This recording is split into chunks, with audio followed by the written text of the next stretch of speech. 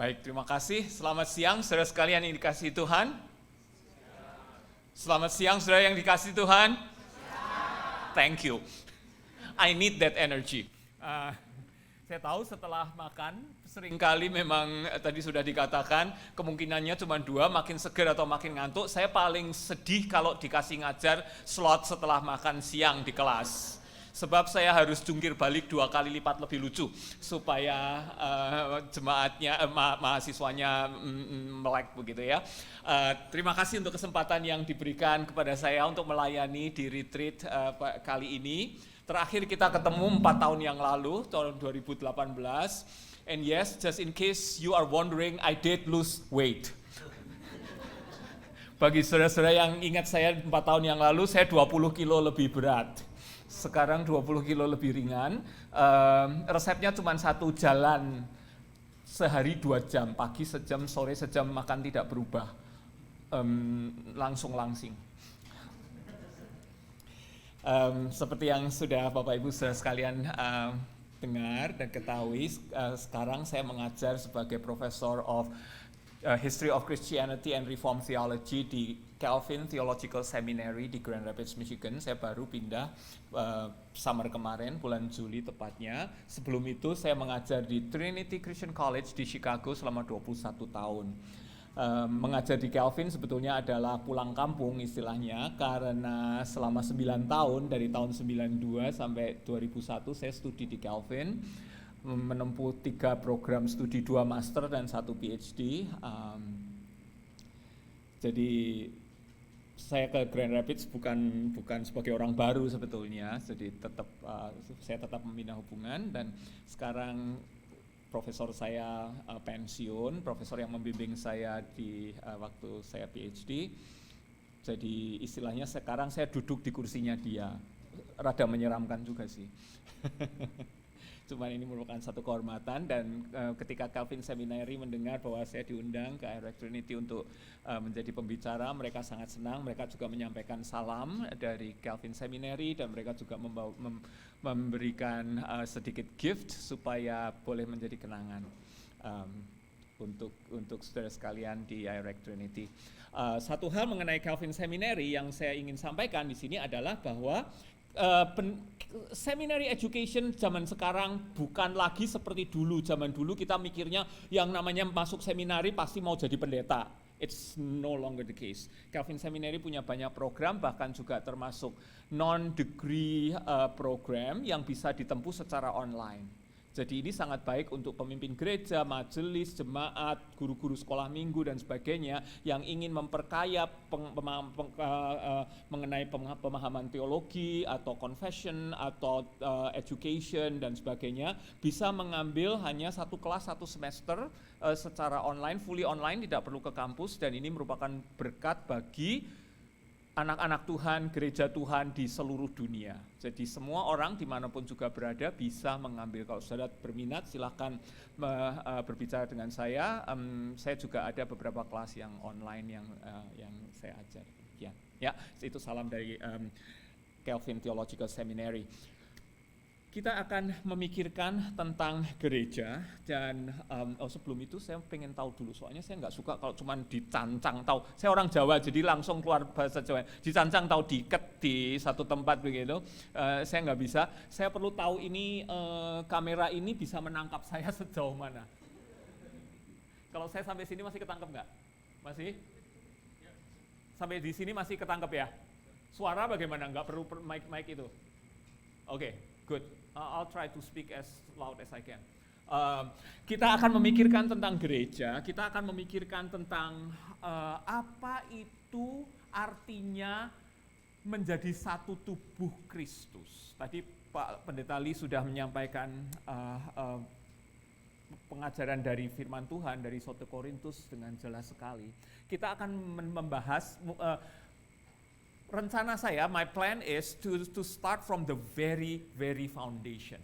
What is the church? Apa itu gereja? Mengapa kita bergereja? Dan dari setiap sesi saya berusaha untuk membangun pemikiran kita sehingga kita bisa melihat dari sudut pandang Alkitab, dari sudut pandang teologi dan juga dari sudut pandang aplikasi. Apa itu artinya bergereja dan mengapa online church is not enough. Itu tujuan saya selama 2 hari ke depan. Dan oleh karena itu untuk sesi yang pertama ini kita akan memulai dari yang paling dalam, apa yang dikatakan oleh Tuhan Yesus tentang gereja. Oleh karena itu saya memberi judul sesi ini, On This Rock I Build My Church. Itu perkataan Kristus dan itu ada di dalam firman Tuhan, ada di dalam Injil Matius. Jadi saya mau berangkat dari Injil Matius apa yang dikatakan Tuhan Yesus tentang gereja. Ya, kita akan membaca dari Matius pasal yang ke-16 ayat yang ke-13 sampai ayat yang ke-20. Di layar saya tampilkan bahasa Inggrisnya, so that for those of you who are more comfortable reading scripture in English, you can either read your Bible in English or I put that on the screen. Tapi untuk kita semua yang masih terbiasa dengan bahasa Indonesia, kita akan membaca dari saya akan bacakan dari yang bahasa Indonesia. Matius pasal 16 dimulai dari ayat yang ke-13. Matius 16 ayat ke-13 saya bacakan dari bahasa Indonesia. Setelah Yesus tiba di daerah Kaisaria Filipi, ia bertanya kepada murid-muridnya, "Kata orang, siapakah anak manusia itu?" Jawab mereka, ada yang mengatakan Yohanes Pembaptis, ada juga yang mengatakan Elia, dan ada pula yang mengatakan Yeremia atau salah seorang dari para nabi. Lalu Yesus bertanya kepada mereka, "Tetapi apa katamu? Siapakah aku ini?" Maka jawab Simon Petrus, "Engkau adalah Mesias, anak Allah yang hidup." Kata Yesus kepadanya, "Berbahagialah engkau Simon bin Yunus, sebab bukan manusia yang menyatakan itu kepadamu, melainkan Bapa-Ku yang di surga. Dan aku pun berkata kepadamu, engkau adalah Petrus, dan di atas batu karang ini aku akan mendirikan jemaatku." Ini kalimat Tuhan Yesus, "On this rock I build my church." Aku akan mendirikan jemaatku dan alam maut tidak akan menguasainya. Kepadamu akan kuberikan kunci kerajaan surga. Apa yang kau ikat di dunia ini akan terikat di surga, dan apa yang kau lepaskan di dunia ini akan terlepas di surga. Lalu Yesus melarang murid-muridnya supaya jangan memberitahukan kepada siapapun bahwa ia Mesias. Sampai di sini pembacaan firman Tuhan. Nah, saudara, kita semua sering mengatakan context matters. Context matters. Konteks itu sangat-sangat berharga, sangat penting. Untuk mengetahui sesuatu, untuk mendapatkan suatu pendalaman mengenai apapun juga, konsep atau pengenalan atau bahkan mengenal seseorang, konteks matters. Kita perlu mengerti konteksnya supaya tidak salah tafsir. Kita perlu mengerti konteksnya supaya kita bisa melihat persoalan secara jelas. Nah, di sini ketika kita memikirkan tentang gereja, saya ingin mengajak saudara-saudara untuk berangkat dari konteks di mana Tuhan Yesus mengatakan tentang gereja. On this rock I build my church. What is the rock? Right? Nah, sebelum itu kita perlu sedikit mengenal tentang bagaimana Injil ditulis. Saudara, kalau kita melihat di dalam Alkitab Perjanjian Baru, kita punya 4 Injil, Matius, Markus, Lukas, Yohanes. Tetapi kalau saudara benar-benar teliti membaca kitab Injil Matius, Markus, Lukas, dan Yohanes, saudara akan melihat ketiga Injil yang pertama, Matius, Markus, Lukas itu menceritakan kisah kehidupan Tuhan Yesus itu rada mirip-mirip. Ya kan? Jadi ceritanya, alurnya itu lebih mengalir rada chronological, not fully chronological.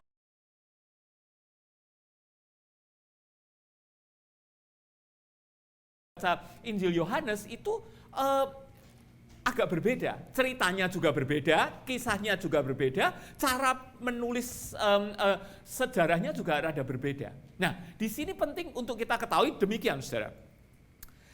Injil Matius, Markus, dan Lukas mengisahkan pelayanan Tuhan Yesus, mengisahkan pelayanan Tuhan Yesus itu tadinya ini kalau ini peta dari Palestina pada zaman Tuhan Yesus, ini dari north ke south. Jadi patokannya kalau kita mau lihat itu di sini ini adalah Laut Tengah, the Mediterranean Sea. This is the Mediterranean Sea, over there is Europe, okay? So here ini patokan kita adalah ini Danau Galilea. Danau Galilea di utara, ini Sungai Yordan. Lalu di sini the Dead Sea. Dari Bapak Ibu Saudara sekalian yang pernah ke Israel, ada yang pernah ke Israel? Belum pernah, bagus. Jadi saya bisa ngajar. Kalau ada yang pernah bilang, oh Pak Yuda itu saya lihat, ya oke. Ya, jadi lihat ya, ini from the north Danau Galilea, ini Sungai Yordan, ini Laut Mati. Yudea ada di sini, Yerusalem di sini. Yesus lahir di Bethlehem, jadi di selatan. Jadi saya mau saudara punya orientasi peta sedikit supaya kita tahu konteks, ya.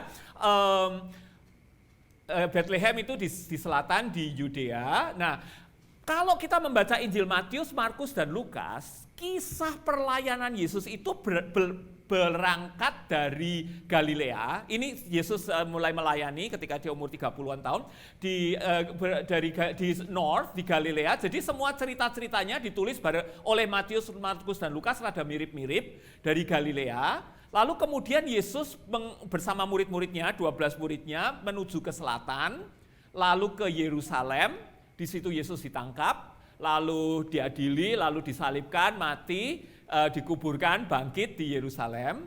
Lalu setelah bangkit Yesus balik lagi ke Galilea. Petrus nangkep ikan dan sebagainya itu. Jadi Matius, Markus, Lukas itu mengisahkannya begitu. Jadi kisah-kisah yang di utara dikelompokkan jadi satu, lalu Yesus ke selatan di Yerusalem, kisah-kisah yang di Yerusalem dikelompokkan jadi satu. Itu Matius, Markus, Lukas. Sedangkan Yohanes mengisahkan Tuhan Yesus itu perjalanannya dari Galilea ke Yerusalem setahun, next year balik lagi Galilea, balik ke Yerusalem lagi, naik lagi ke Yerusalem, naik lagi ke Galilea, balik lagi ke Yerusalem. Jadi kita bisa tahu bahwa Yesus pelayanannya sekitar 3,5 tahun, itu enggak dari Matius, Markus, Lukas, tapi dari Yohanes. Karena kalau kita baca Matius, Markus, Lukas, kita nggak jelas kronologinya. Karena ceritanya dikelompokkan di utara dan di selatan. Sedangkan di Yohanes itu 3 kali Tuhan Yesus merayakan perayaan di Yerusalem 3 kali. 3 perayaan yang berbeda di 3 tahun yang berbeda. Jadi kita tahu. Oke, itu cuma sedikit latar belakang. Cuman yang mau saya poinkan di sini adalah ketika kita membaca di dalam Matius pasal 16 ini, ketika Yesus bertanya kepada murid-muridnya, menurut orang-orang siapakah anak manusia, waktu itu kita melihat bahwa Yesus berada dalam perjalanan, waktu itu masih di Galilea, di utara, lalu mereka berhenti di kota yang namanya Kaisarea Filipi. Nah, Kaisarea Filipi itu mana? Lebih north lagi, saudara. Jadi jadi kota Nazaret, kita tahu Yesus tumbuh besar di Nazaret, Yusuf dan Maria berasal dari Nazaret. Nazaret itu di sini, Nazaret itu di utara. Tetapi kita melihat di dalam konteks yang kita baca di dalam Matius 16 ini, Yesus membawa murid-muridnya ke Kaisarea Filipi, lebih ke north sebelum nanti mereka turun ke selatan, mempersiapkan Yesus pergi ke Yerusalem untuk ditangkap, diadili, dan disalibkan. Jadi ini merupakan satu momen yang sangat krusial di dalam pelayanan Tuhan Yesus. Jadi saudara lihat ya, Yesus sudah melayani bersama-sama dengan murid-muridnya, ada 12, nanti kita akan bahas mengapa 12 ya. Lalu kemudian Yesus mengajak mereka ke Kaisarea Filipi. Disinilah Yesus bertanya kepada murid-muridnya, menurut orang-orang siapakah anak manusia, yaitu sebutan untuk Yesus. Oke, ya, itu pertama. Yang kedua, selanjutnya kita mau melihat location matters. Di sini mau saya tekankan, mengapa Yesus bertanya tentang siapa dia di Kaisarea Filipi. Why? Because Kaisarea Filipi itu sekitar 10 km di sebelah utara. Jadi zaman dulu nggak ada kereta api, nggak ada pesawat ya. Jadi 10 km berjalan north itu lama loh saudara. Capek. Ya kan, lebih ke arah north dari the Sea of Galilee. Now this place was named after Herod Philip. the son of Herod the Great. Nah, siapakah Herod ini? Herodes itu disebut sebagai raja. Tapi Herodes itu sebetulnya adalah raja boneka. Herodes itu raja tapi nggak punya kekuatan. Pada waktu itu orang-orang Yahudi ditindas oleh Romawi. Jadi ini kita perlu untuk memahami Alkitab, untuk memahami Injil, kita perlu latar belakang yang jelas sekali supaya kita tahu mengapa Yesus mengatakan ini. Orang-orang Yahudi ditindas oleh Romawi. Jadi orang-orang Romawi lah yang berkuasa. Kaisar, the Caesar, had the power over Judea, right? Over Israel. Nah, tapi untuk membuat orang-orang Yahudi itu senang, Kaisar di Roma mengangkat Herodes sebagai raja. Tapi raja boneka, tidak punya gigi, tidak punya taring. Dia cuma dikasih kekuasaan supaya pura-pura jadi raja, pura-pura memerintah, tapi dia sendiri sebetulnya tidak punya power. Semua keputusan-keputusan harus datang dari Roma. Ini juga penting kan, saudara? Jadi kita melihat ada kekuasaan Roma, ada kekuasaan raja boneka si Herodes yang dia pikir dia punya kekuasaan tapi dia nggak punya kuasa. Lalu ada Yesus. Power. Think about power. Think about position. Think about who owns what or whom. Who rules over what or who rules over whom. Siapa yang punya kuasa, siapa yang punya power, siapa yang memerintah, siapa yang perlu didengarkan. Make sense? Next. So, Herod the Great, bapaknya si Herod Philip itu membangun sebuah tempel, kuil untuk memuja Kaisar Agustus. No, saudara melihat ini, Kaisar Agustus itu manusia, tapi dia menganggap dirinya Allah. Kaisar-kaisar Romawi itu manusia, tapi minta disebut sebagai anak Allah. Anak Allah, perhatikan kata itu.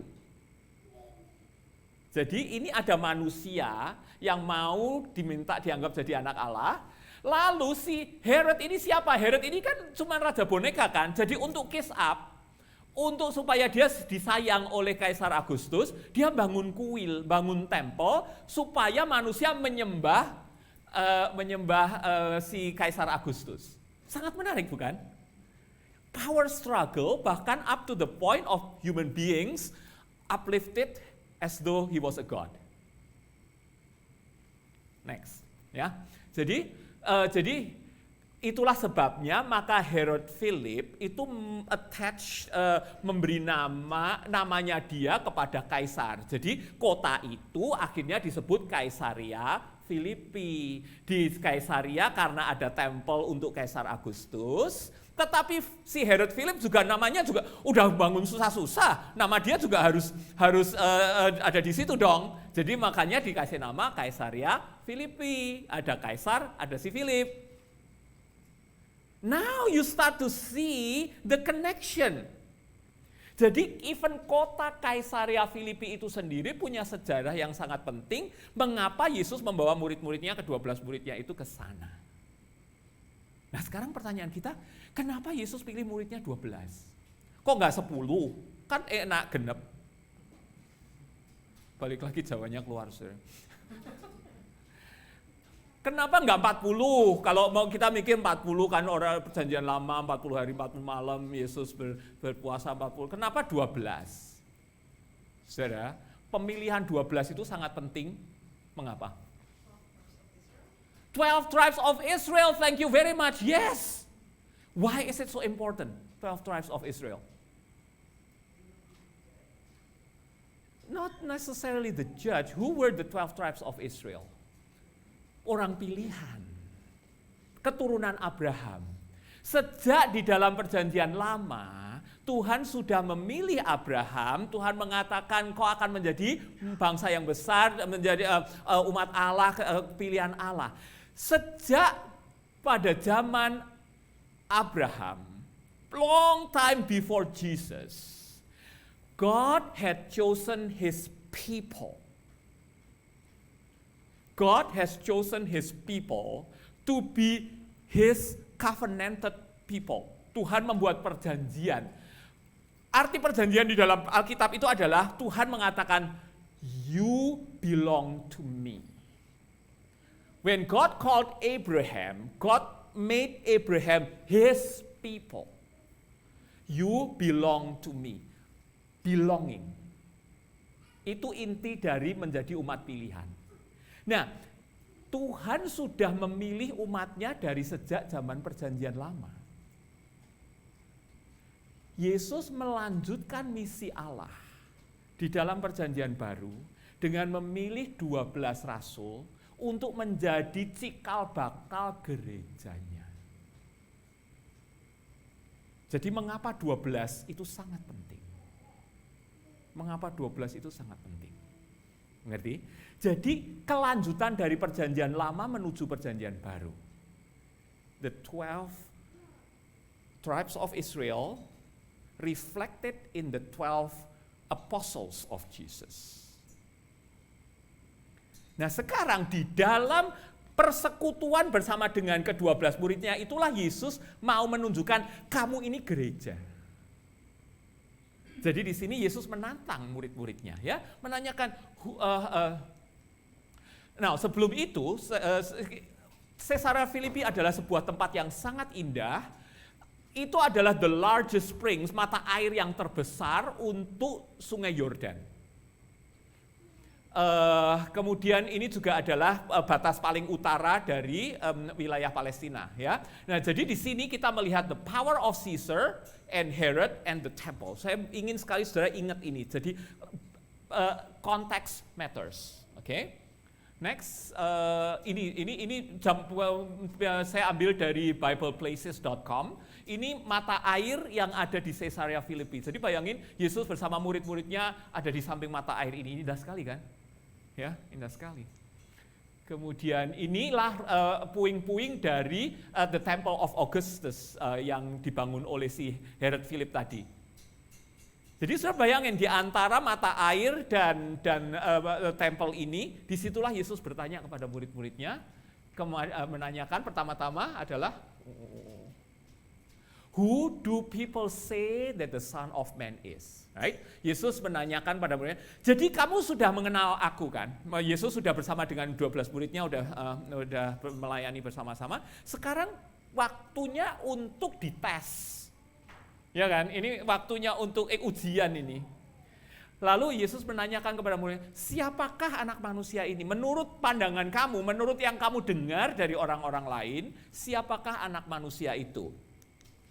Jadi jawabnya adalah, ada yang bilang John the Baptist, ada yang bilang Elijah, ada yang bilang Jeremiah, or one of the prophets. Pertanyaan saya, di mana orang-orang yang disebutkan itu ketika Yesus bertanya kepada murid-muridnya, all dead.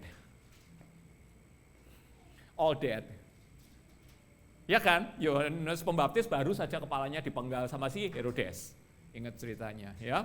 Jadi these people are all dead, tapi mereka orang-orang di luar sana mikir itu mereka bangkit kembali. Jadi ada sedikit konsep mengenai ada kemungkinan mereka itu bangkit kembali. Sebab kalau saudara melihat di sini itu mereka adalah prophet pada perjanjian lama. Jadi Yesus pertama-tama bertanya, who do people say I am? Now Jesus says the next question, who do you say I am? Ini ada perbandingan, ada perbedaan saudara, antara orang-orang punya pikiran apa tentang Yesus, what kind of concept do people have about Jesus, or what kind of concept do you have about me? Maka Yesus menantang, what do you say? Nah, disinilah kita melihat pengakuan Petrus, you are the Christ, the Son of the living God. Dalam bahasa Inggris, you are the Christ, the Son of the living God. Nah, pengertian mengenai kata Christ itu bahasa Yunani dari terjemahan bahasa Ibrani Mesias. Jadi dalam bahasa Ibraninya Mesias, dalam bahasa Yunaninya Christ atau Kristus, yang artinya adalah the anointed one, yang diurapi, the anointed one. What does it mean? The anointed one. Di dalam perjanjian lama, kembali lagi kepada perjanjian lama, ada 3 jabatan yang membutuhkan pengurapan itu. Kalau dalam perjanjian lama dengan diurapi dengan minyak, dituangkan minyak di atas kepalanya untuk 3 jabatan, yaitu sebagai nabi, sebagai imam, dan sebagai raja. Itu 3 jabatan di dalam perjanjian lama yang membutuhkan pengurapan with oil. Sudah ingat, raja itu waktu Daud masih muda sekali, dia dipilih oleh Tuhan, gembala, lalu dia diurapi dengan minyak sebagai raja, lalu nabi-nabi diurapi, atau imam. Nah sekarang raja kita tahu memimpin. Ingat Caesar Augustus, ingat Herod Philip, ya, power. Raja. Nabi itu tugasnya apa? Nabi itu tugasnya mewakili Tuhan berbicara kepada manusia. Itu kerjaannya nabi. Jadi kalau saudara memikirkan tentang tugasnya nabi, nabi itu mewakili Tuhan, menjadi pembicaranya Tuhan. God's spokespeople. Nabi itu mewakili Tuhan berbicara kepada manusia. Lalu apa tugasnya imam? Imam itu mewakili manusia berdoa kepada Tuhan. Sudah lihat itu? Ya, jadi dari Tuhan kepada manusia dan dari manusia kepada Tuhan. So the three roles, the 3 offices are the anointed offices.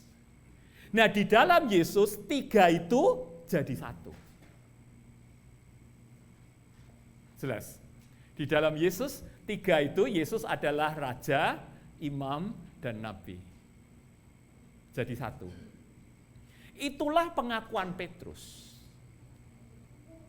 Sudah jelas? Ya. Kontras antara Herod Philip, antara Caesar Augustus, and the place, and Jesus, and what the disciples knew about Jesus. Ini penting sekali untuk kita memahami apa itu arti gereja. Nanti akan saya perlihatkan kembali. Nah, disinilah kemudian Petrus juga mengatakan the Son of the Living God. Jadi in Jesus Christ, Raja, Imam, dan Nabi itu menjadi 1, the Christ, and you are the Son of the Living God. Oleh karena itulah kemudian Yesus mengatakan, jawaban Yesus, saya sudah jelaskan, Christ is Messiah, the Anointed One, saya sudah jelaskan. Jadi, di sini jawaban Petrus itulah yang kemudian menjadi dasar, sebab kemudian Yesus mengatakan, blessed are you Peter,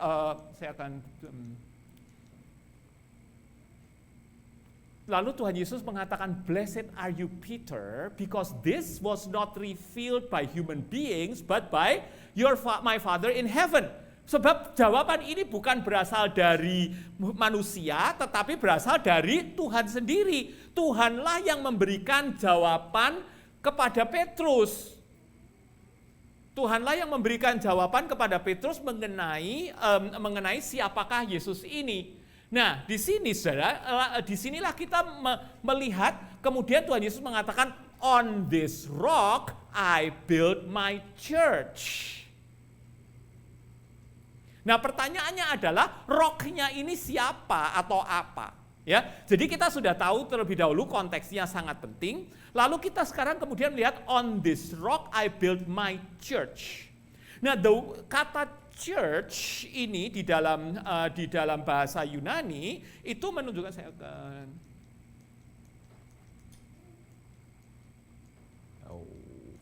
macet.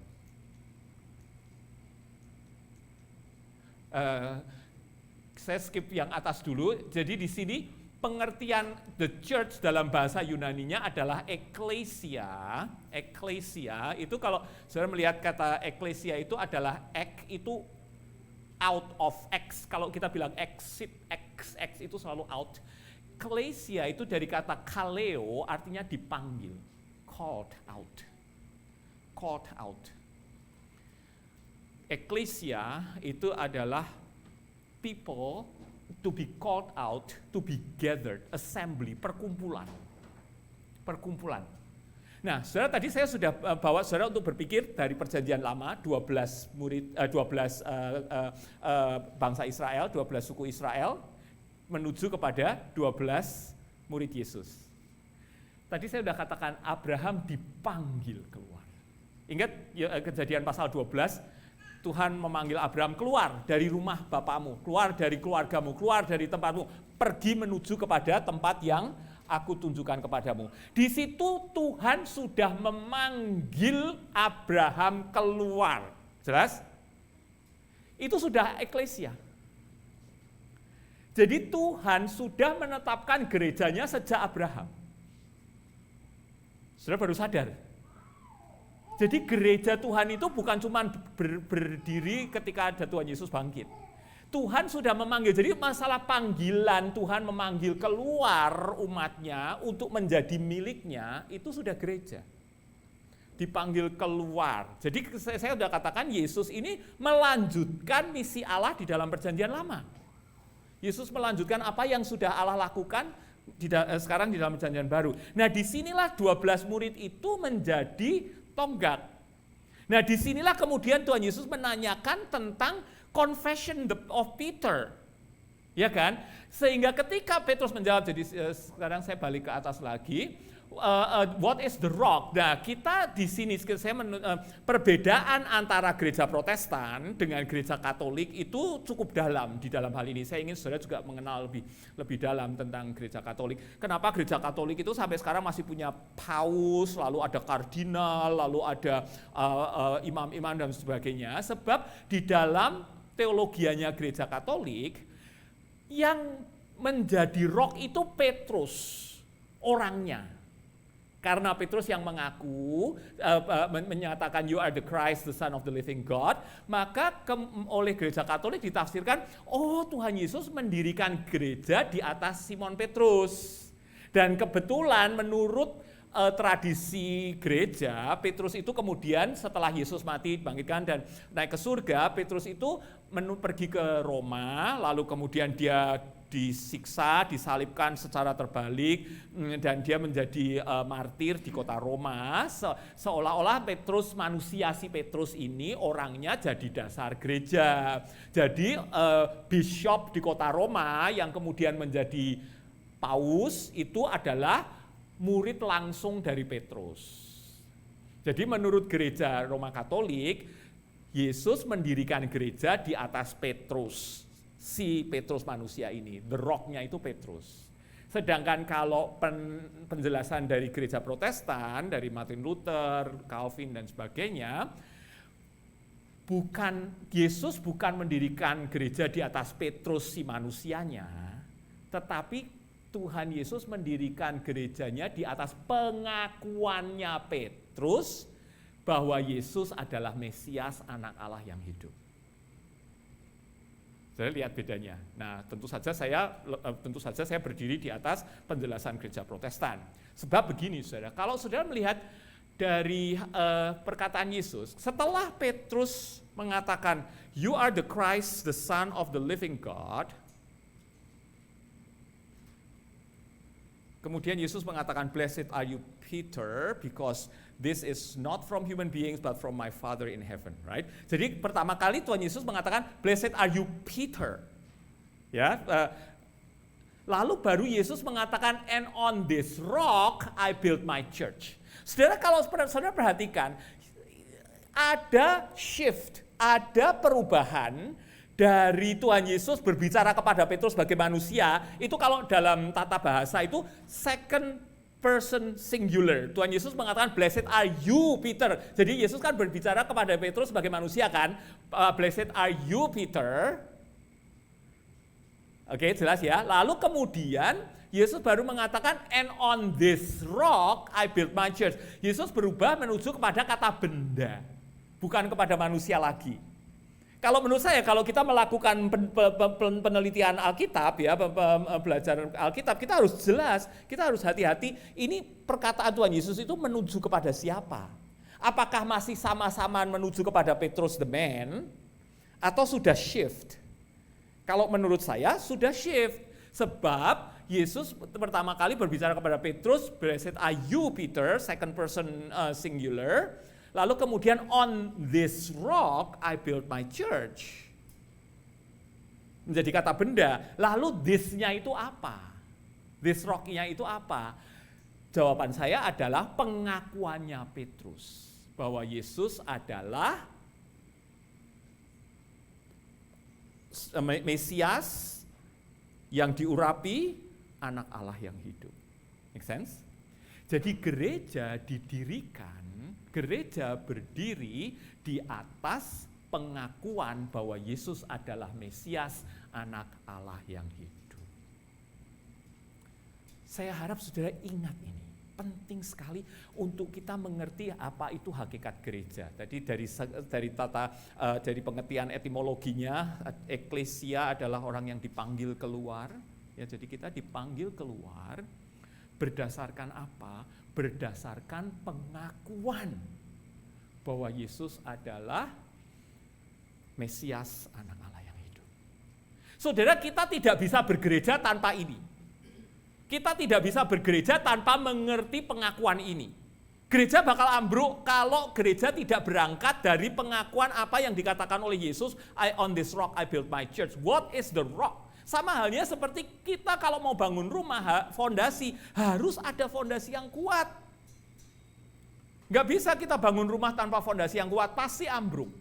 So, even before we can talk about COVID, even before we can talk about online or in-person worship, even before we can talk about programs, we must know what we are and who we are as church. Kita harus tahu betul siapa kita dan apa kita ini sebagai gereja. Bahwa gereja itu adalah kita semua anak-anak Tuhan yang dipanggil keluar dari sejak zaman Abraham sampai kepada zaman Yesus, sampai kepada para rasul, lalu rasul-rasul memberitakan Injil ke seluruh dunia sampai kita menjadi beneficiaries of the message of the gospel. Kita ini umat keturunan Abraham yang sudah dipanggil oleh Tuhan sejak dalam perjanjian lama. Jadi kita ini satu dengan Abraham. Kita ini satu dengan Tuhan. Tuhan sudah punya visi, Allah Bapa sudah punya visi mengenai gerejanya. Dan itu sudah dijalankan oleh Tuhan sejak kitab Kejadian. Kita ini adalah bagian besar dari orang-orang yang dipanggil oleh Tuhan itu. Lalu sampai kepada Tuhan Yesus, sampai kepada para rasul, yang kemudian kita jelas menjadi orang-orang yang dipanggil keluar dari dalam dunia ini untuk menjadi gereja. So that is the church. Dan disinilah sekarang, jadi saya mau balik lagi.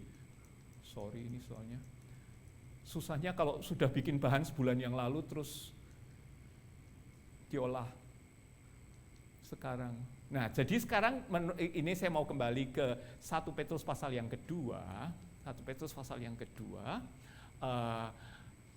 Ayat yang ke-9, satu ayat yang sudah sangat terkenal. Saya akan bacakan di dalam bahasa Indonesia. 1 Petrus pasal yang kedua, ayat yang ke-9. Tetapi kamulah bangsa yang terpilih, imamat yang rajani, bangsa yang kudus, umat kepunyaan Allah sendiri, supaya kamu memberitakan perbuatan-perbuatan yang besar dari Dia yang telah memanggil kamu keluar dari kegelapan kepada terangnya yang ajaib. Ayat ini, saudara, merangkumkan apa yang kita pelajari dari Matius pasal yang ke-16 tadi. Ketika Petrus menulis kepada jemaatnya, ini Petrus yang nulis nih sekarang ya, surat Petrus ya. But you are a chosen people. Ingat tadi kita sudah bicarakan Abraham dipilih, dipanggil. So you are chosen people. What's next? A royal priesthood. Saudara lihat di dalam perkataan royal priesthood, dalam bahasa Indonesianya imamat yang berkerajaan. Royal menunjuk kepada kerajaan. Ya, royal family, Ratu Elizabeth meninggal dunia, Prince Harry nikah sama siapa nggak tahu saya. itu royal, anything royal, apalagi yang di Kanada ya. Uangnya saudara juga masih punya wajahnya Ratu Elizabeth ya. Saya enggak, Amerika sih. Royal itu berkerajaan, but royal what? Royal priesthood. Priest tadi saya udah jelaskan di dalam yang di anointed tadi, king and priest. Royal priesthood, a holy nation. God's own possession, God's special possession. Jadi ini kita melihat di dalam kita sebagai orang Kristen, Yesus tadi saya sudah jelaskan, Yesus adalah the Messiah. Di dalam Yesus 3 offices tadi menjadi satu, ya. Nah, kita sebagai umat pilihan Tuhan, kita sebagai orang-orang yang sudah diselamatkan oleh Tuhan, kita juga membawa di dalam diri kita ketiga jabatan ini. Kita juga membawa di dalam diri kita ketiga jabatan ini. Karena Petrus ini juga menunjukkan, you are the chosen people, a royal priesthood, a holy nation, God's special possession. For what? That you may declare the praises of him who called you out. Can you see the word called out again? Dipanggil, dipilih, keluar. Gereja ini. Ecclesia. Called out from darkness into his wonderful light. Jadi siapa kita? Apa itu gereja? Orang-orang yang dipilih oleh Tuhan. Nah, saudara sekarang kembali lagi kepada Yesus dengan 12 muridnya. Yesus memilih kota yang tepat untuk pengajaran yang tepat. Context matter. Kita perlu melihat bahwa keberadaan dan kebersamaan antara Yesus dengan para muridnya itu paramount for the building of the church. Togetherness. Mereka membuat persekutuan bersama. Yesus bersama-sama dengan ke-12 muridnya. Itulah kita melihat di dalam perjanjian baru permulaan awal cikal bakal gereja. Sebab apa? Sebab kita melihat Yesus ingin establish the fellowship among his disciples, di antara para rasul, di antara ke-12 para rasul, untuk mereka kemudian menjadi model, untuk mereka kemudian menjadi contoh apa yang akan terjadi selanjutnya setelah Yesus mati, dikuburkan, bangkit kembali, dan naik ke surga. Sebab merekalah yang akan melanjutkan karya Kristus. Ke-12 para rasul inilah yang akan melanjutkan karya Kristus di dalam dunia ini. Oleh karena itu sebelum Tuhan Yesus naik ke surga, Matius pasal yang ke-28 mengatakan, oleh karena itu pergilah kamu, go to every nations, baptizing them in the name of the Father, Son, and the Holy Spirit, and teaching them, right? Panggilan untuk memberitakan Injil itu diberikan kepada para rasul sebelum Tuhan Yesus naik ke surga, setelah kebangkitannya. Jadi di sini kita belajar secara lebih mendalam tentang apa itu artinya bergereja. Kebersamaan yang membutuhkan location. Tadi saya sudah jelaskan pentingnya location. Jadi Yesus nggak sembarangan ngajak murid-muridnya ke Caesarea Philippi. Ada maksud yang dipakai oleh Tuhan Yesus untuk memperlihatkan kontras antara dunia, kerajaan Romawi, powernya Herod yang sebetulnya nggak ada powernya, Temple of Caesar Augustus, supaya murid-muridnya juga bisa melihat keseluruhan konteks budaya dan society dan masyarakat. Nah, ini buat saya menjadi satu pemikiran yang sangat penting. Sebab apa, saudara? Sebab location matters and place matters. Gereja itu sangat-sangat penting. Saya kembali lagi sekarang ini ke sejarah gereja, karena itu bidang saya, kesenangan saya.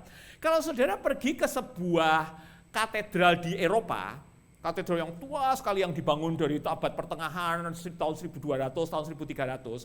Saudara masuk ke sebuah katedral, itu saudara ngelihat focal point-nya, jadi ini kalau misalnya ini pintu masuknya, paling depan sana, focal point-nya paling depan sana apa?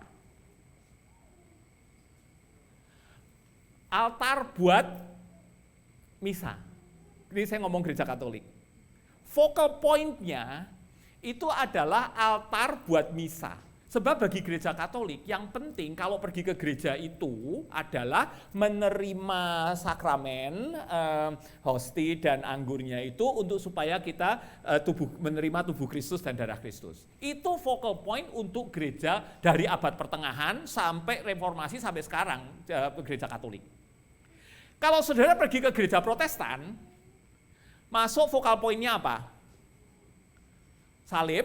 Salibnya kosong. Tuhan Yesusnya sudah bangkit, bukan crucifix, ya. Focal point-nya saya harap gereja Irak juga begitu ya, masuk yang saya belum pernah tuh ke gerejanya. Saya selalu diundangnya ke sini sih.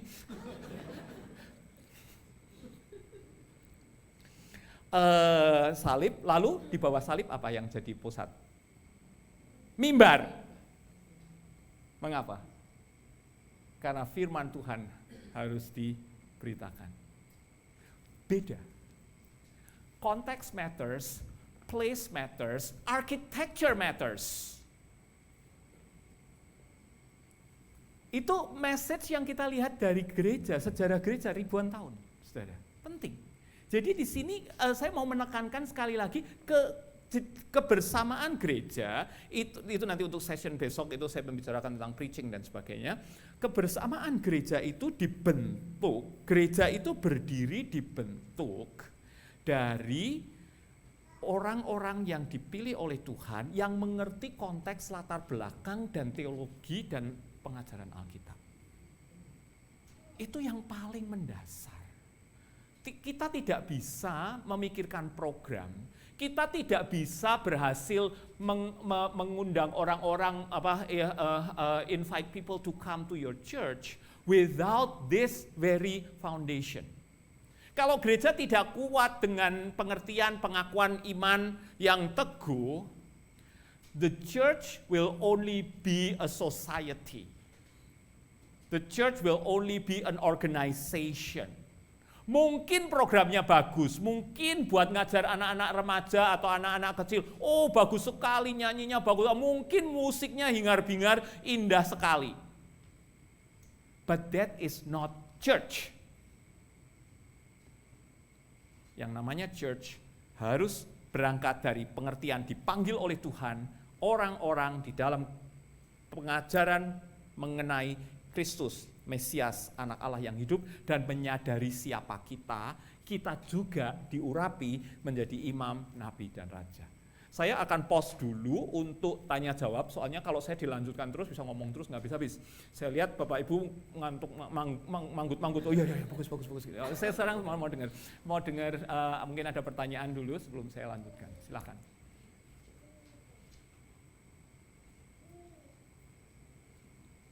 Kalau nggak ada yang tanya, saya yang tanya balik, saya ngetes saudara, malah nanti saya panggil satu-satu loh. Silakan, anything from yang saya sudah sampaikan nih, Greg. Kalau misalnya kita punya pengertian bahwa kita tuh dipanggil, lalu kita itu chosen people, dan kita termasuk as of possession. Bias, bukan biasnya. Kelemahan apa yang membuat kita jadi kita tuh nggak mau ke gereja lagi? Males. Saya kalau ngomong apa adanya. That means you still don't understand. Masih, ya kan? Kenapa? Kalau sudah tahu, ya kan? Sudah sadar nih bahwa kita ini dipilih, dipanggil, kita ini bagian dari gereja. Tapi kemudian kita tidak melakukan, ya berarti males dong. Atau tidak menghargai orang lain. Sebab begini, saudara. Ingat, kembali lagi. 12 rasul itu dipanggil oleh Tuhan Yesus juga untuk saling melengkapi. Untuk mereka saling melengkapi, untuk menjadi satu community. Yang satu membangun yang lain, yang satu memperkuat yang lain, yang satu mengingatkan yang lain, yang satu ngajak yang lain.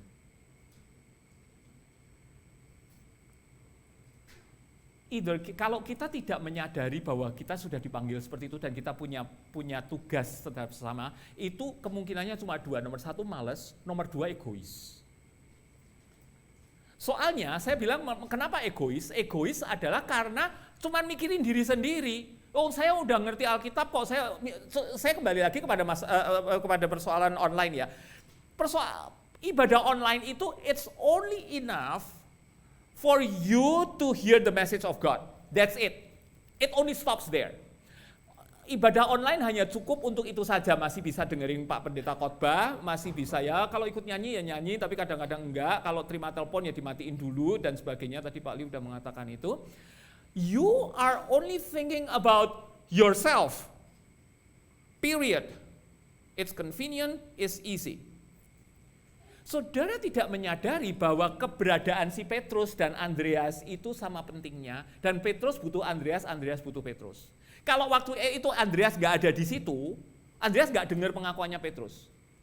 Make sense? So you only think about yourself if you are comfortable thinking that okay, aku dapat firman Tuhan, penting dong, penting. Tapi nggak cuma itu.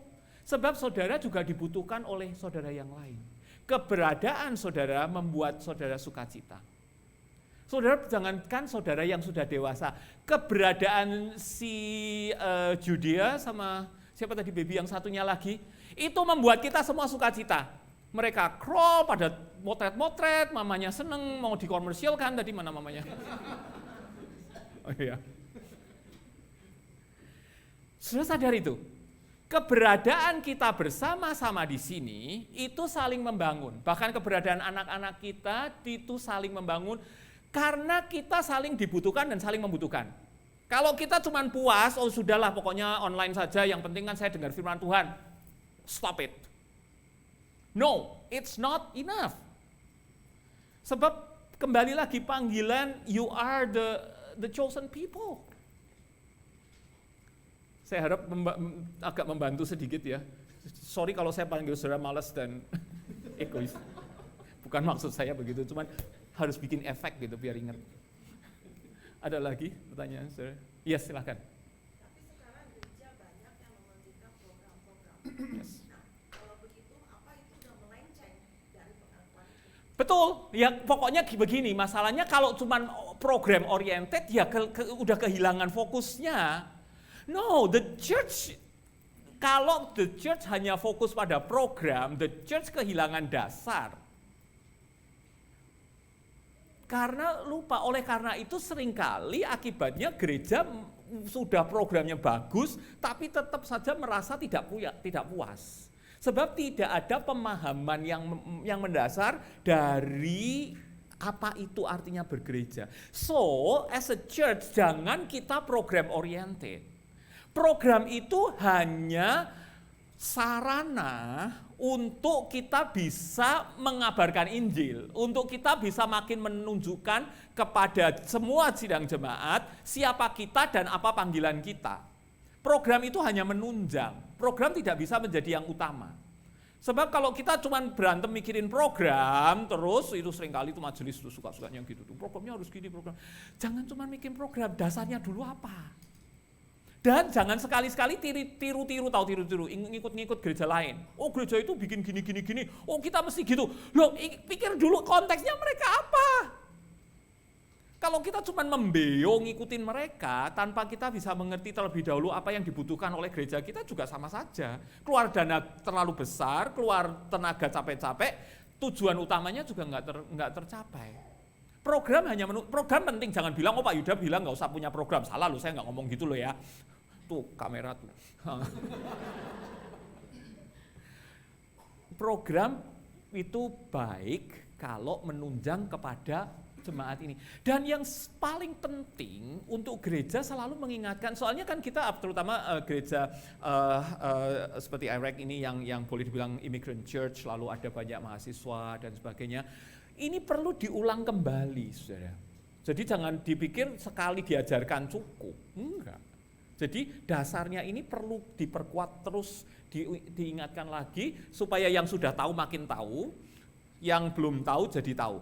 Gereja saya yang baru saja saya tinggalkan yang di Chicago karena saya pindah, itu setiap tahun bulan September itu pendetanya selalu khotbahnya selalu sama dari dasar Filipi pasal 2. tentang Tuhan Yesus mengosongkan diri untuk menjadi dasar bahwa itulah yang menjadi landasan gereja di dalam pelayanan, di dalam pengabaran Injil dan sebagainya. Setiap bulan September sekali setahun selalu diingatkan, dan saya selalu senang kalau dengar khotbah dari teks yang sama, tapi pendetanya memang kreatif sekali gitu, jadi nggak bosen begitu. Perlu selalu gereja mengingatkan kembali mengapa kita bergereja, mengapa kita berada di sini, sehingga kita bisa terus melakukan pelayanan kita. Mungkin ada satu pertanyaan lagi, nanti bisa saya lanjutkan.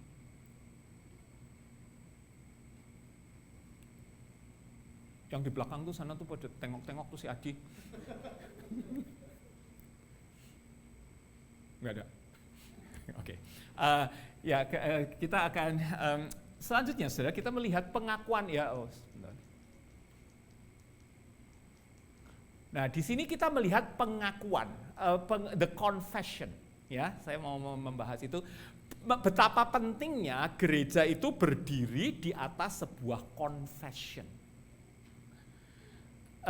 Sebab tanpa confession juga gereja tidak punya dasar. Jadi confession itu membentuk kerangka berteologia dan juga konsep jemaat untuk mengerti apa dan mengapa kita bergereja, mengapa kita berbakti, mengapa kita melayani dengan program-program yang sudah kita buat itu.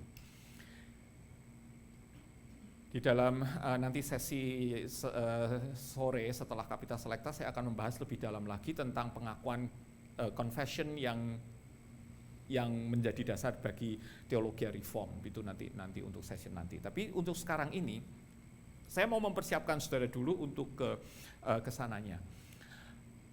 Confession must be easy but deep. Jadi confession itu harus mudah untuk dimengerti,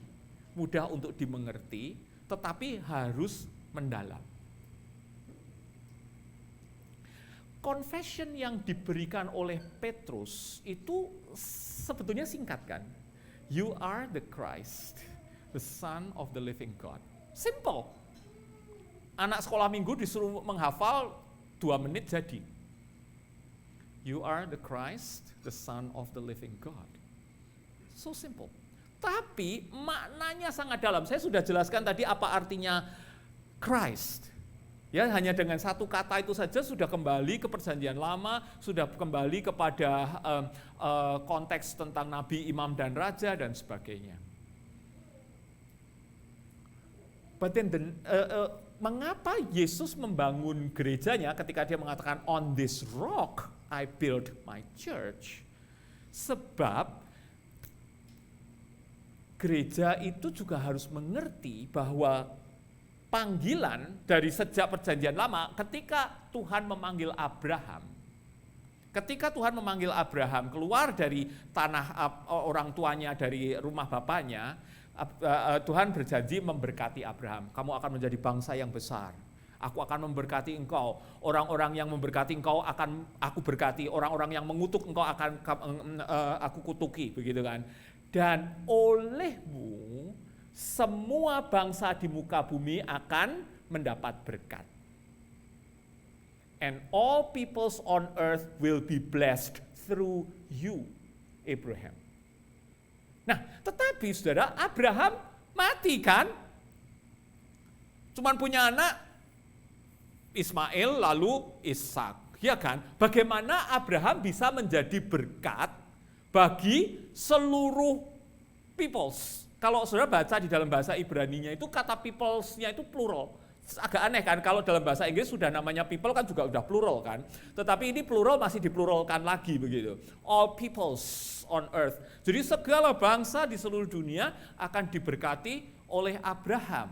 Tentu saja kita melihat bahwa Abraham itu bukan cuman individual. Jadi ini yang poin saya adalah Abraham bukan cuman sebagai satu individual person, satu orang toktil, bahasa Jawa keluar lagi toktil, that's the only one, right?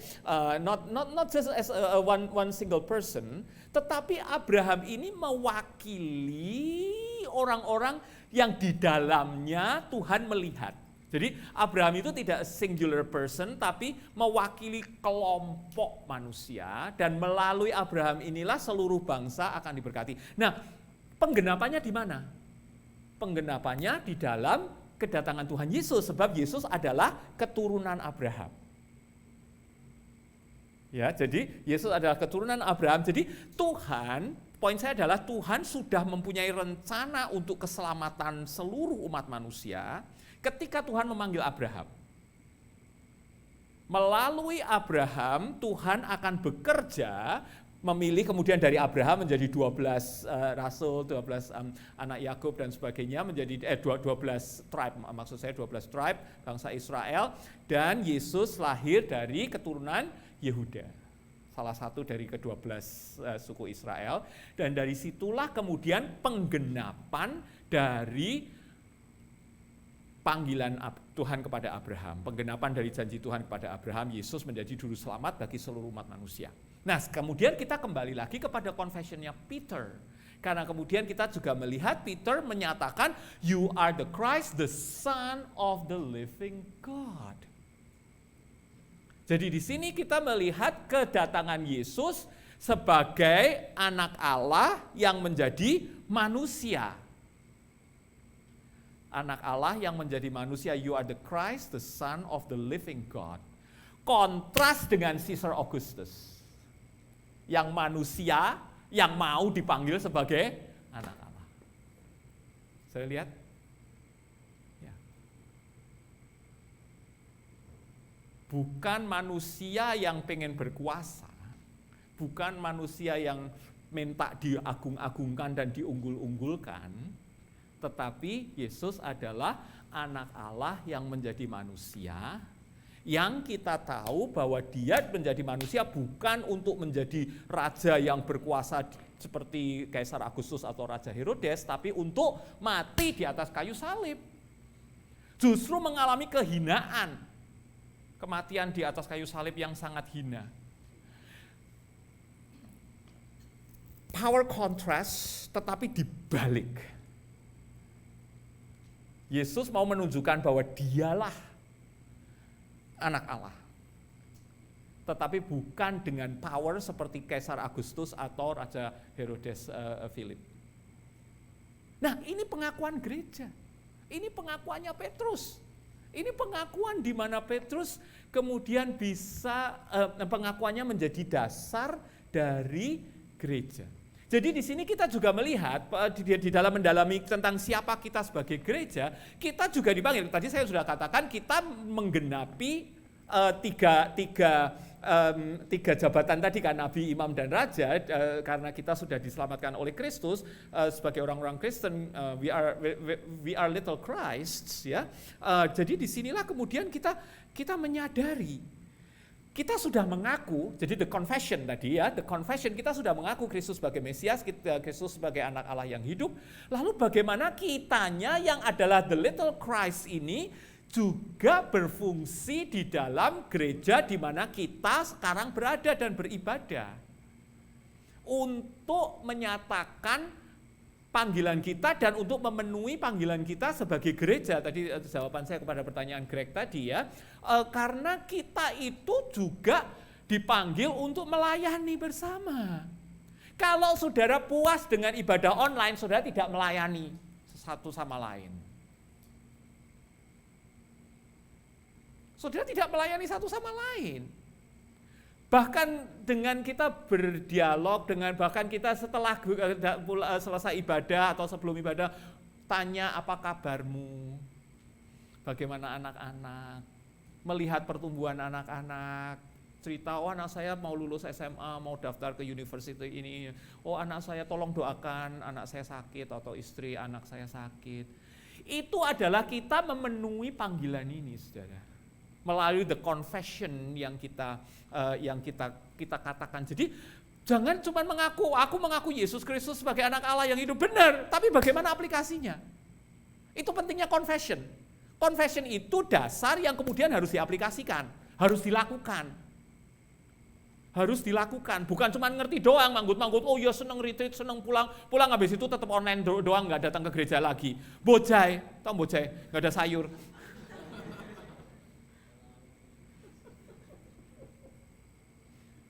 Ya kan? Datang ke retreat gini, panitianya sibuk-sibuk, si Michael mesti jemput saya, mana pesawat saya ditunda, saya kasihan banget sama dia kemarin. Capek-capek habis itu sama saja. No, please don't do that. Sebab kembali lagi, untuk memenuhi confession, kita harus bekerja. Untuk memenuhi confession, kita harus melakukan. Jadi jangan confession itu hanya berhenti di pengertian secara akademis saja, secara kognitif saja. Oh ya tahu Pak Yuda, ya bagus. Kayak Syariah Filipi, sekarang saya tahu, saya ngerti kenapa Yesus. Ya habis tahu dikerjain dong. Dilaksanakan. Jadi dari confession kepada continuity, kepada kita melakukan secara konkret. Kita melakukan di dalam, kita menggenapi. Sebab setiap kita, saudara saya mau menekankan ini, setiap kita, siapapun kita di dalam gereja, kita punya arti penting. Setiap kita, siapapun kita punya arti penting bagi gereja, bagi jemaat, bagi hamba Tuhan, bagi majelis. Jadi bukan hanya yang aktivisnya saja, oh mereka tuh yang penting-penting, yang pintar main piano, pintar nyanyi. Saya tuh nyanyi itu suaranya fals, mau cari donya di mana aja, enggak dapat. Bukan, saudara. Setiap kita punya arti penting di dalam gereja. Karena apa? Karena kita adalah bagian yang dipanggil oleh Tuhan ini. Karena Tuhan punya rencana sejak panggil Abraham. Jadi kalau saya boleh menarik, sejak Tuhan memanggil Abraham, Tuhan sudah tahu, Tuhan sudah ngerti siapa kita. Bahkan sebelum Tuhan memanggil Abraham, saya harus katakan. Sebelum Efesus pasal 1 mengatakan, kita sudah dipilih sebelum dunia dijadikan. Jadi kita ini sudah ada di dalam konsepnya Tuhan. Kita ini sudah ada di dalam pemahamannya Tuhan. Sehingga ketika Tuhan memanggil Abraham, kita ini sudah tercakup di dalamnya. Dan kitalah gereja. Jadi kita merupakan satu kesatuan gereja sejak zaman perjanjian lama. Itu penting buat kita ya, sehingga kita kemudian tahu bahwa setiap kita punya arti penting. Nah, yang penting kita pikirkan adalah bagaimana saya bisa menjalankan panggilan saya ini. Nggak harus spektakuler, nggak harus gede, nggak harus pinter ini, pinter itu, pinter ngomong, pinter. Tidak harus semua itu, tetapi kita memikirkan masing-masing kita itu bisa melakukan sesuatu untuk sesama anak-anak Tuhan di dalam gereja. Sehingga disitulah gereja hidup dan bangkit dan bisa terus melayani. Sebab tanpa kita menyadari bahwa kita ini penting, maka kita akan merasa it's okay to step back. It's okay to just to be behind the scene. Saya sering kali tuh bilang, oh enggak lah, saya ini aja lah, behind the scene saja lah. Oke, as long as you are true in saying that behind the scene, kan masih banyak yang perlu dilakukan behind the scene ya. Berdoa, mendoakan para pelayan-pelayan Tuhan itu juga merupakan satu pelayanan behind the scene. Cuman seringkali behind the scene itu dijadikan itu alasan atau cover untuk tidak melakukan apa-apa. Itu balik lagi males, ya. Tetapi what we are called to do is to step up and say, I can do this. Temukan panggilan kita, temukan yang menjadi kekuatan kita untuk bisa menjadi berkat. Saya punya seorang teman yang sangat senang baking. Sudah tua sih, seorang ibu yang sangat baik sekali. Jadi dia step up-nya begini, saudara. Ini sebelum COVID, tapi sekarang juga udah balik lagi. Step up-nya begini. Setiap perjamuan kudus, saya yang bikin bake cake-nya atau bread-nya. Jadi setiap kali gereja merayakan perjamuan kudus itu breadnya ganti-ganti, resepnya ganti-ganti. Nah waktu saya jadi majelis saya paling seneng. Gereja itu kan jadi majelis 3 tahun gitu kan. Kalau perjamuan kudus kan nyiapin tuh rotinya, lalu anggurnya. Nah kalau udah kelar, leftovernya siapa yang bawa pulang? Rotinya enak-enak. But my point is not saya dapat roti, tapi si tante ini, si ibu ini adalah dia suka bake and her ministry is baking bread for the communion. Bagus sekali kan? Simple kan? Praktis kan? Gak perlu khotbah si tante ini, gak perlu. Memang dia bukan karunyanya, bukan khotbah atau bukan mimpin pujian atau main musik, bukan. She is just enjoying what she can do, and she serves the church by baking bread. It's as simple as that. Kalau kita cuma berpaku kepada beribadah online, betul tadi Pak Lee sudah mengatakan tadi perjamuan kudus itu adalah extension. But you only eat your own bread, but maybe you bought it at Tim Horton and it's not fun. But by coming together, you do that, you fulfill your calling. Saya harap ini pembicaraan saya menyentil lagi kepada pertanyaan. Kalau ada pertanyaan silakan. Yang di belakang sana jangan ngumpet, Tania.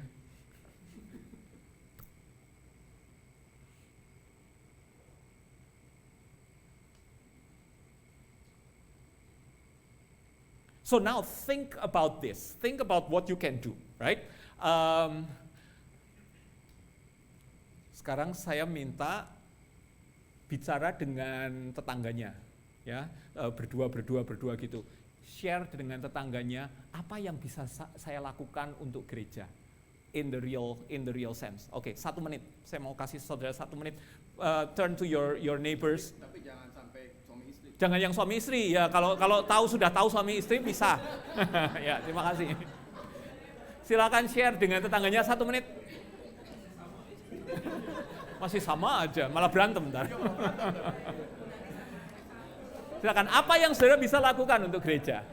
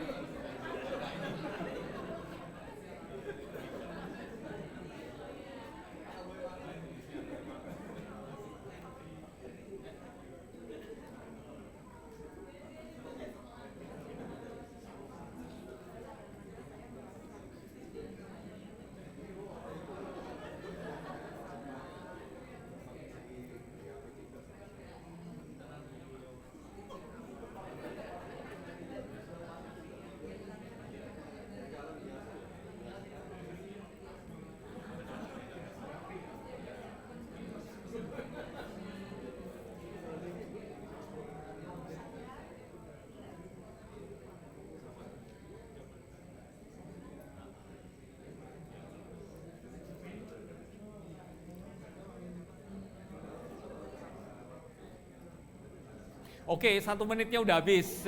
Sekarang silakan share. Siapa yang men-sharekan temennya kan nggak masalah kan, jadi nggak malu kan? Ya kan kita udah ngomong. Oke, anybody? Siapa yang mau mulai duluan?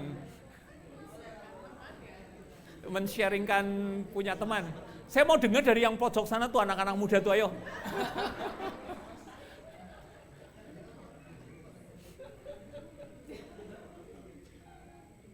Ayo silakan. Brandy, ya Brandy kamu mewakili teman-teman muda kamu. Suruh beli cello karena kamu main cello. Good, ya kita udah dapet cellist nih. Jangan beli dulu, nyewa dulu. Yeah. Thank you. Ada lagi? Jangan malu saudara. Kalau saudara malu berarti saudara nggak siap untuk melayani ini, nggak saling. Pak Gunadi.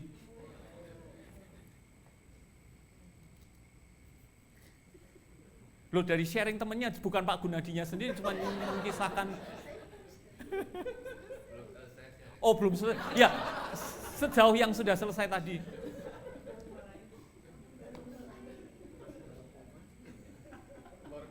Ada koma. Anybody else? Kok pada malu-malu ternyata ya?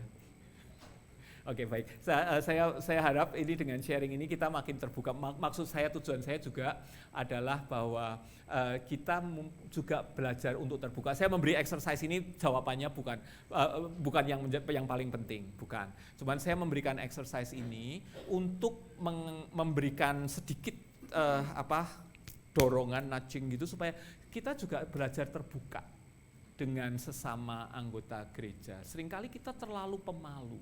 Saya tahu kita berasal dari Asia dan konteks Asia itu lebih banyak tertutup dan seringkali nggak berani, nggak bagus lah kalau terlalu menonjolkan diri nanti dibilang begini, dibilang begitu.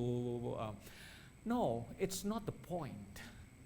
The point is kita mau belajar terbuka satu dengan yang lain. Keberhasilan kita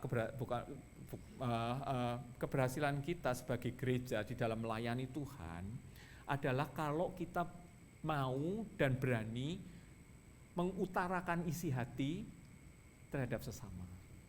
Itu juga merupakan satu bagian konkret yang saya katakan tadi dari confession menjadi sesuatu yang nyata. Jadi bukan cuman ya pergi ke gereja pokoknya yang penting dengar firman Tuhan, menyanyi, berdoa, kasih persembahan, selesai. That is not the only thing about church. Tetapi yang mau saya tekankan selama 2 hari ini adalah kita sebagai anggota gerejanya, kita sebagai anak-anak Tuhan bersama-sama. Nah, untuk kita bisa bersama-sama, kita harus berani terbuka. Kita harus berani share dengan sesama teman-teman kita gereja. Kita harus berani menyatakan, saya bisa ini, saya ingin melakukan ini. Bukan berarti tujuan ingin menonjolkan diri, please lupakan menonjolkan diri, bukan itu. Tujuannya bukan mencari limelight for ourselves, spotlight for ourselves. No, but tujuannya adalah dengan kita berani cerita kepada orang lain, kita mulai melakukan apa yang menjadi panggilan kita sebagai orang Kristen. Dan kita juga belajar untuk mendengar. Ini exercise yang saya berikan itu tadi demikian, saudara. Kita belajar untuk mendengar perkataan orang lain, apa yang mereka bisa lakukan, sehingga dari situlah kemudian kita bisa menggenapi, memenuhi panggilan Tuhan.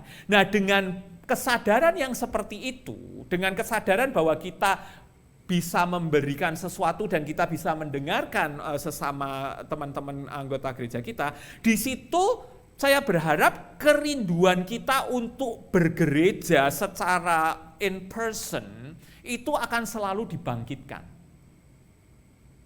Karena kita rindu untuk bisa berbicara dan saling bertemu dan saling memperkuat satu dengan yang lain. Jadi masalahnya bukan cuma, oh ya saya doakan kamu, that's it. No, that's not that. Tapi ada komunikasi yang terus-menerus kita bina sebagai gereja yang membuat kita merasakan aku perlu teman-teman yang lain. Without that, I cannot stand. And in reality, without that, we cannot stand. In reality, without that, we cannot stand. Kita membutuhkan sesama anak-anak Tuhan untuk saling memperkuat dan kemudian kita melayani. Yang itulah yang saya melihat kekurangan dari online worship. Itu pemikiran saya untuk yang pertama kali, sesi pertama ini. Kalau masih ada yang mau tanya, silakan.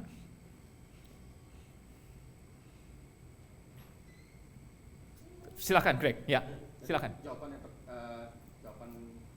dan pertanyaan saya kan pertama adalah malas, kedua. Yang pertama malas, kedua egois. Kedua egois. Oke. Kalau misalnya pernah kita mendengar mungkin Saya. harus mendengar case di mana jadi bukan jemaat tapi pendeta yang jadi dia berubah agama ke sana. Oke. Nah kalau kayak gitu itu bukannya soal malas and egoism, itu berarti suatu hal yang Itu jauh lebih dalam dari males dan egois, pasti ada something. Itu menurut saya kalau kasusnya seperti ini adalah it's case by case, itu kompleks sekali.